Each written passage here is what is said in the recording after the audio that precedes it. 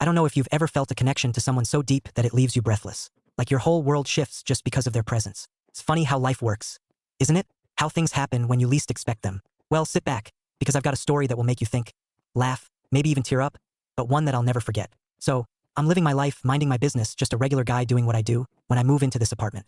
It's this charming little place, the kind you'd pass by and not think much of. But me, I thought it was the perfect spot. There's this kind of peace about it.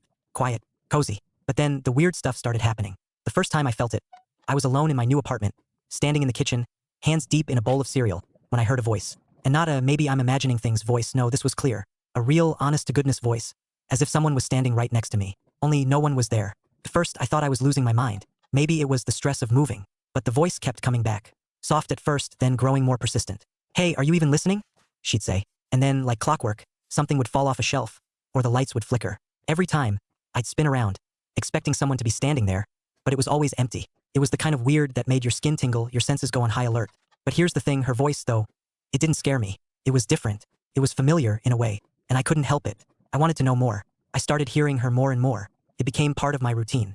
I'd walk into the living room, and the air would feel thick with her presence, as if she was right there in the room with me. I could almost feel the warmth of her voice brushing against my skin. The strangest part?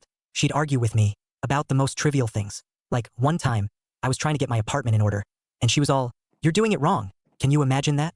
A voice telling you that?" But it wasn't harsh. It wasn't mean. It was playful. Like she was there with me, teasing me, almost as if we had known each other for years. And you know what? I kind of liked it. Her presence, it wasn't just a noise. It was an energy, something I hadn't realized I needed. But here's where things took a turn. The more I got used to her voice, the more I began to see her. It wasn't all at once, though. At first, it was just her shape, kind of hazy, blurry, like a shadow that hadn't fully materialized. I could see her walking around my apartment, moving in and out of rooms. But when I tried to get closer, she'd vanish, like she was a figment of my imagination, or maybe something else. It was frustrating. My heart would race, and I would get this strange mix of excitement and fear. Then one day, I finally saw her fully. It was a late afternoon, and the sun was setting, casting a golden hue across the room. I was standing by the window, looking out at the city below, when I felt it, her presence. I turned around, and there she was. She was standing there in the middle of my living room, looking at me with these eyes that seemed to see right through me. I swear, I could feel the warmth of her gaze, even though I knew logically that she couldn't actually be real. But she was real. I could see her, touch her, feel her, like she had always been there, waiting. And I did the dumbest thing. I asked her, "Who are you?" And she answered. But what she said, it made everything make sense. You see, she wasn't just some random voice or ghost haunting my place. No, her name was Isabel, and she had a story, a real story, one that I couldn't have predicted in a million years. Isabel told me that she had once lived here in this very apartment and that she had passed away. I know. Sounds insane, right? But there was something in her voice that made me believe her, made me feel like I knew it deep down. She told me she was stuck, that she couldn't move on, couldn't find peace, and it was because of something that happened to her. Something she never got the chance to finish. Now, here's where it gets emotional. Isabel wasn't just stuck because of her past. She was stuck because of the love she had lost. She had been in love, you see, but there had been a moment in time, a moment where she had let go of that love. Maybe out of fear, maybe out of pride, who knows? But the regret, the heartbreak, it kept her here, in this space, between life and death, never able to find closure. And that's when I realized her story was my story too. She wasn't just a stranger who had wandered into my life. No, she was the missing piece of a puzzle I hadn't even known I was trying to solve. She was teaching me something I never expected.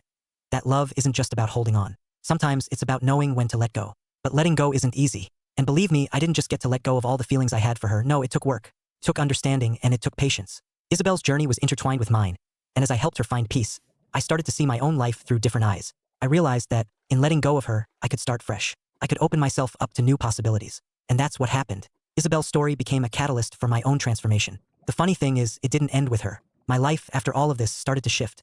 Things started falling into place in ways I hadn't expected. I had this new perspective on love, on loss, on how to move forward without being stuck in the past. It was like I had been living in a fog, and suddenly, the air cleared.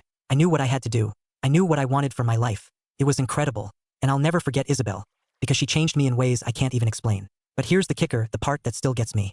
You'd think once she found peace, everything would go back to normal. But no, Isabel left. Not in a flash of light or dramatic fanfare, but quietly. I woke up one morning, and she was just gone. It was like she had never been there. And for the first time, I felt the weight of her absence, but not in a sad way. It was different. It was peaceful. I felt like I had been given a second chance. And that, my friend, is the most powerful thing I've learned through this whole experience. That sometimes we have to lose something to gain everything. So, if there's one thing I've learned from all this, it's that love and loss, they're a part of the journey. And that's okay. It's all part of the plan. And I'll carry Isabel's lesson with me for the rest of my life. I guess, at the end of the day, what I'm trying to say is this. Sometimes we don't need to know everything. We just need to trust that life, with all its twists and turns, will get us where we need to be. And if we're lucky, we might just meet someone along the way who shows us the way.